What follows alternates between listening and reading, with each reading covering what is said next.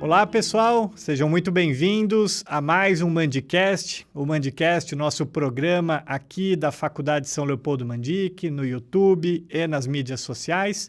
O Mandicast Odontologia, nós falamos sobre temas variados da odontologia.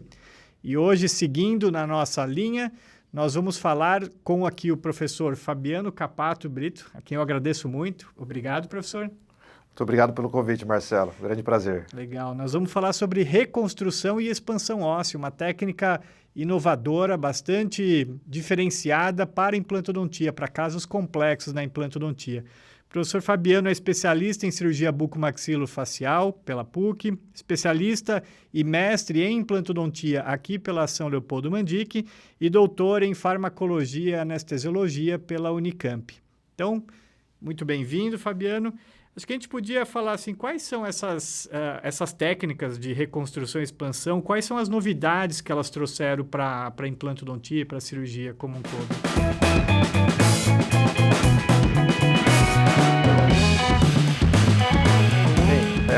Bom, as técnicas cirúrgicas, né, Marcelo? Há anos nós temos realizado, né? Antigamente utilizávamos muito a enxertia óssea autógena. Nós passamos em algumas fases, né? Enxertia óssea autógena, utilizávamos muito reconstrução de ilíaco, calota craniana. Aí depois passamos pelas reconstruções utilizando osso de banco, né? Então, veja que hoje em dia ela tem ido para uma cirurgia menos traumática, vamos dizer.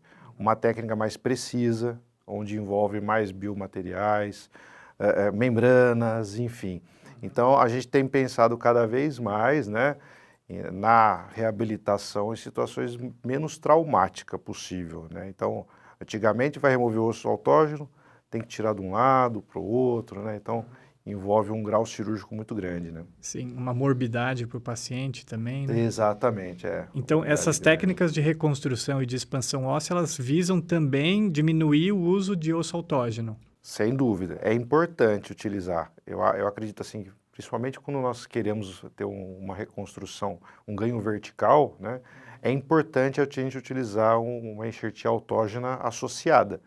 Mas aí a maneira da remoção, tudo, ela é mais... A quantidade é menor, né? A forma de remoção, ela é mais simples, né?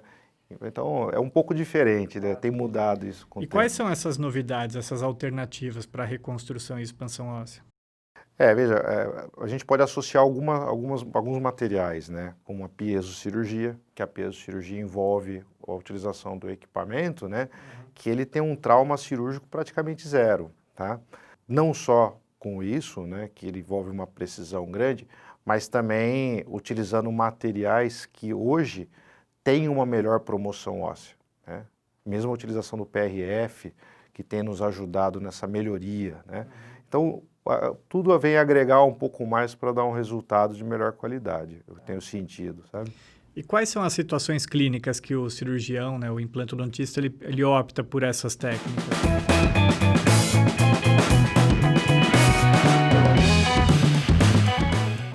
Veja, vamos pensar em duas situações bem clássicas, né? Atresia maxilar ou atresia mandibular.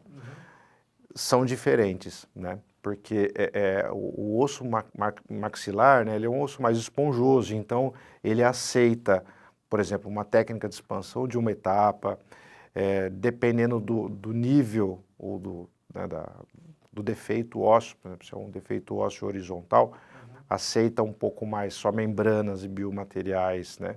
Agora a mandíbula, ela é um pouco mais delicada, principalmente na região posterior.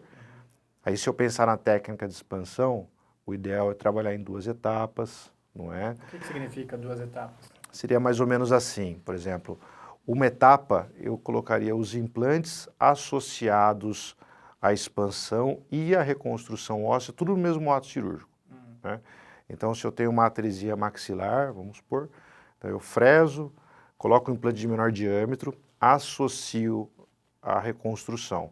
Só que na mandíbula, como é um osso muito cortical, pode ser que ocorra uma fratura, né, dessa parede óssea, às vezes a lingual, né, que é perigosa por conta da região anatômica.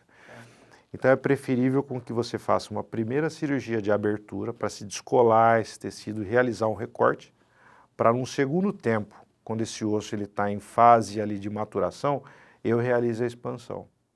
Então, com isso, eu vou ter um menor trauma, né? Eu vou ter uma precisão e um risco infinitamente menor, né, de fratura. Mas aí a expansão você faria cirurgicamente também? Cirurgicamente também. Tá. Sabe? Associado a biomateriais também? Sim, aí nesse segundo tempo, é assim, mais ou menos, né? Numa primeira cirurgia eu realizo um recorte e o descolamento total do retalho mucoso e periosteal. Na segunda cirurgia, que tem o tempo correto, inclusive de uma cirurgia para outra, né? Eu só realizo um pequeno descolamento e aí eu utilizo minha broca expansora, os implantes, o osso regenerando, né? E associado a uma sutura bem perfeita. Então eu consigo que haja uma mobilidade dessa parede óssea vestibular, né? Que se a gente pensar só numa reconstrução não daria certo. Entendi. E quais são os maiores desafios para essas técnicas serem utilizadas, de uma maneira geral?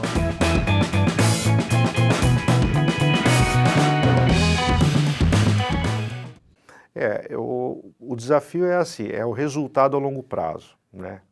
Qual é a técnica que tem o melhor índice de sucesso? São muito comparáveis, né? A técnica regenerativa de reconstrução ou a técnica de expansão, os resultados são muito similares.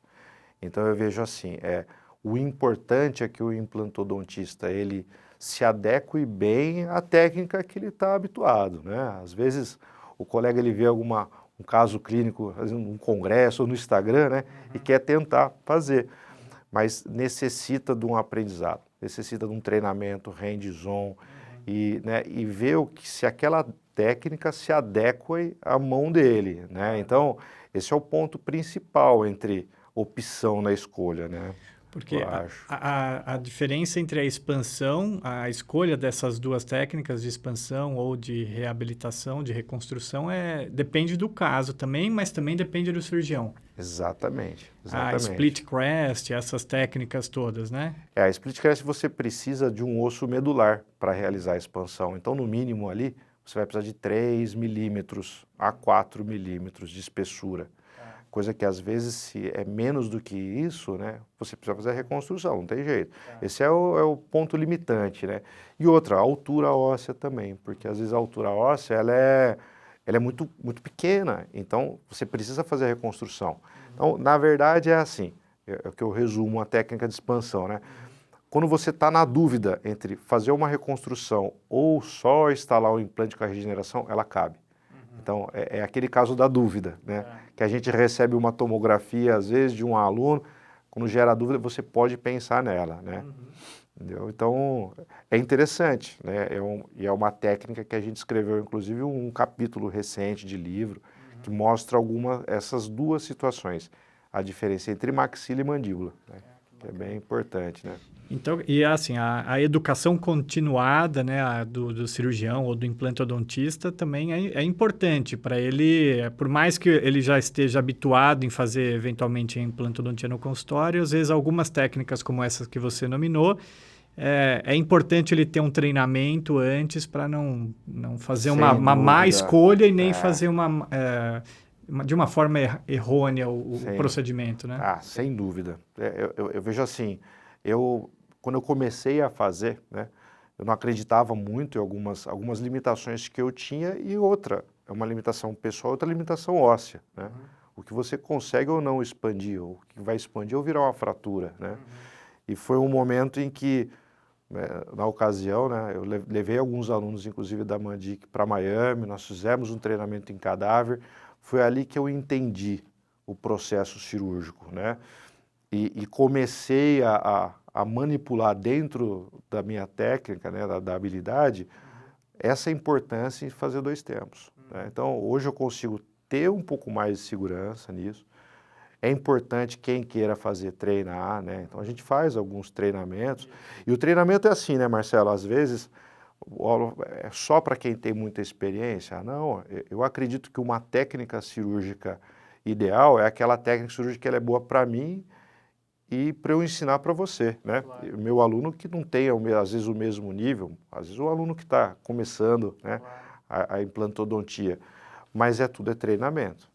Fazer um hands-on em mandíbula de porco, em manequim, ou às vezes até em cadáveres, né? Também, quer dizer, tudo vai fazendo com que essa pessoa tenha segurança para naquele momento cirúrgico, ele está tranquilo para resolver qualquer situação, né? Legal. Muito bom.